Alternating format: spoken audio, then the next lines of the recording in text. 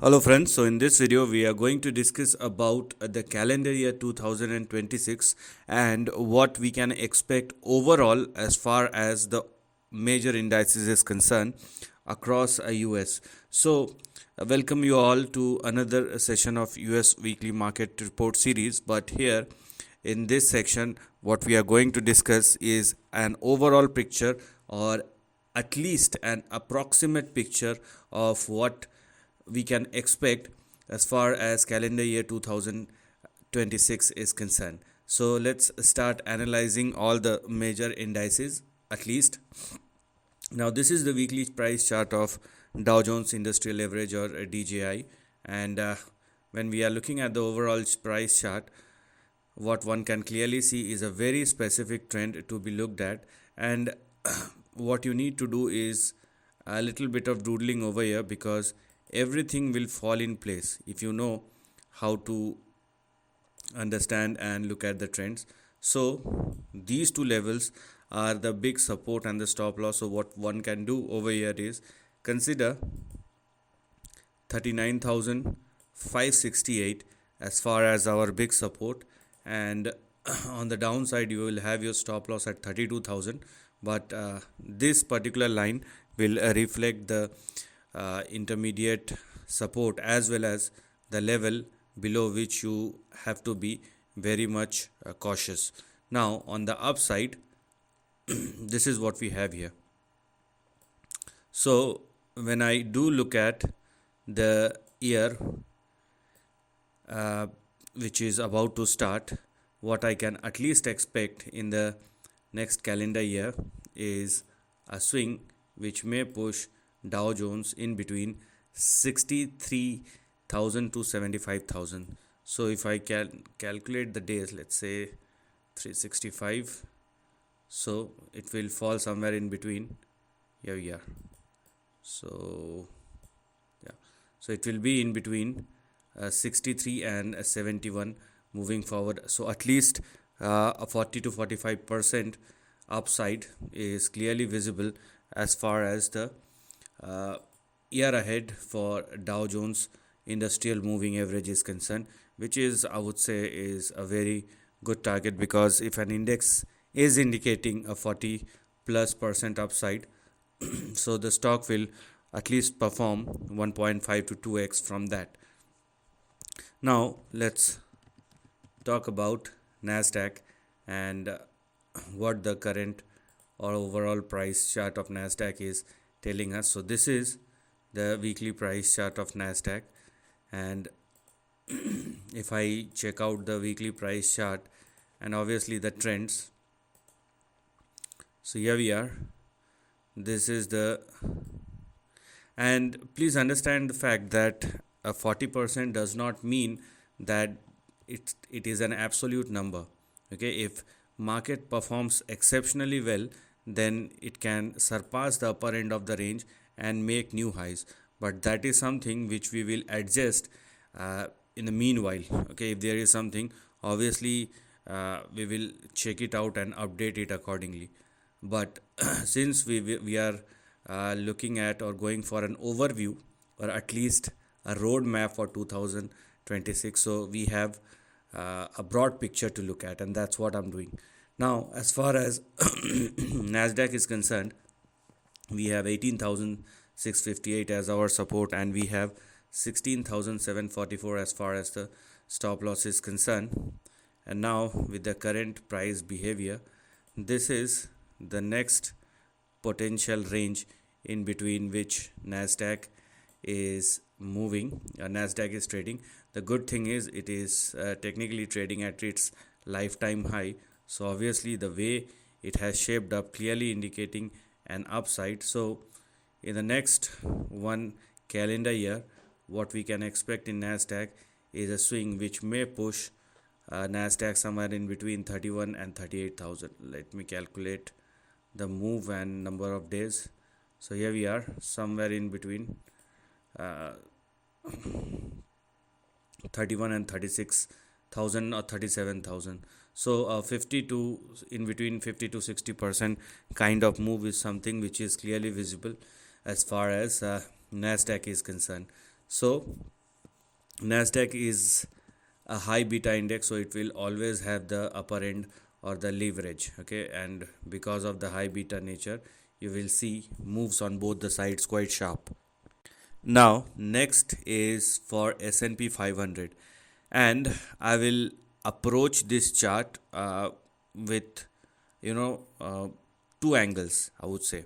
Let's first analyze this particular chart the way we have analyzed Dow Jones and Nasdaq, but I will give you a different approach as well, but probably at the end of the video. So just focus on the charts and let us see what is happening and what one can expect over here.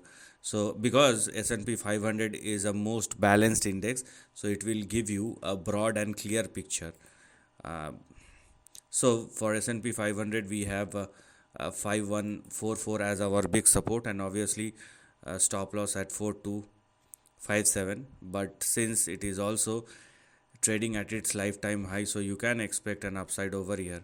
Now the problem is people go with narratives. I mean, you should focus on the price.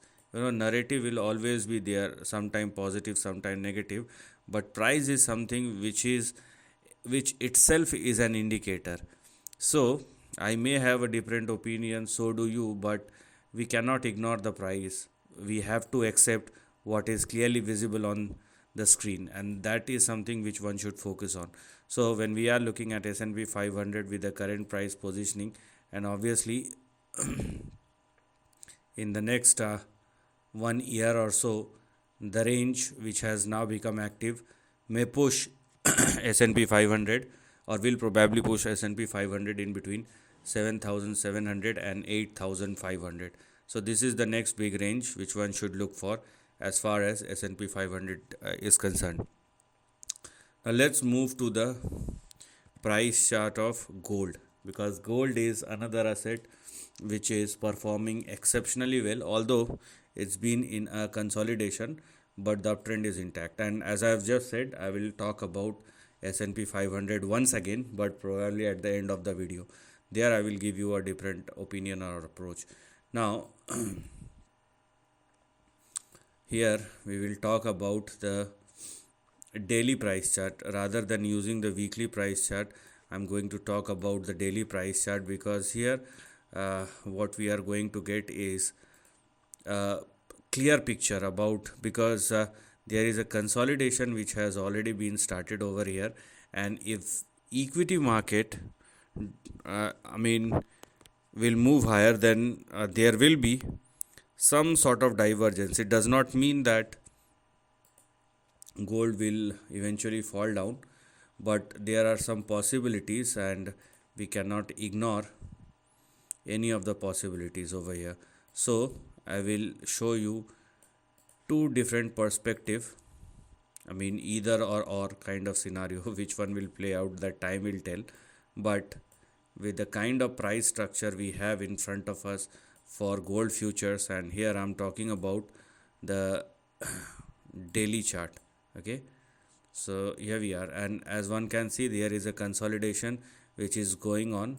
So the better buy zone will be in between 3,800 and 4,000. This will be the better support area, and from there most probably the next big swing will resume, which may then push gold future in between 4,700 and 5,200. So this is how you're gonna approach the price chart of gold futures, and there is some more correction and consolidation which is yet to be seen. Depend upon how the price will move, or if it surpasses 4,400, then you will see the continuation of the uptrend.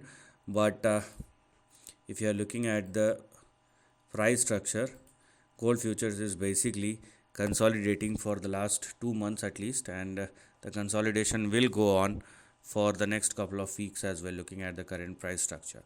Okay, so opportunity is there, but it will take some more time. Now let's talk about Bitcoin or BTC and what does this particular chart is telling us, because it is not I would say comparatively it is a negative chart. Okay, because even equity, uh, even for the equity market, the charts are showing some positive momentum. But when we are looking at, the price behavior of BTC or Bitcoin, it is not as good as it should be, because you can clearly see these kind of divergences are not good. So I don't want to draw a extremely negative picture, but we cannot deny the fact that it is now forming a kind of loop or a range, I would say. Okay, because, and let me tell you, these kind of price patterns are not good. Whenever these kind of price pattern forms, they are not good. It is indicating a range, and most probably it is indicating a resistance on the upside.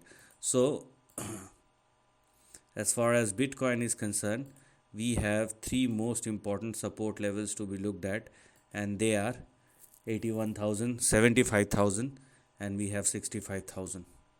Okay, so this is the lower end of the range, and unless it surpasses its previous high, Bitcoin is still trading in between a range, and the range will start with 110,000 and probably ends at 130,000. So this is something which we are going to look at as far as Bitcoin. So it looks more like a range bound trend. Now, last but not at all the least, as I've just said, uh, I will talk about another perspective of S&P 500. So you can probably have talked about this, because S&P 500 is indicating something else, something big and something clear, which I obviously want to share with all of you, because it is something which is important, and it is something which is, I would say, serious, because Dow Jones is more uh, towards old economy stocks, where NASDAQ is more towards frenzy stocks or high beta stocks. So, and S&P 500 is a combination, is probably a combination of both. So, it I would say it is more on the balanced side, and that is why we should use this particular index as an indicator as well, depending upon how you approach anything. So when I calculate the move, or when I look at the very big trend, what one should look at as far as S&P 500 and the overall price chart, as one can clearly see, at least for the last 4.5 decades. So the next big range which one should look at may push S&P 500. So it is showing an extension, and it is showing the big range as well.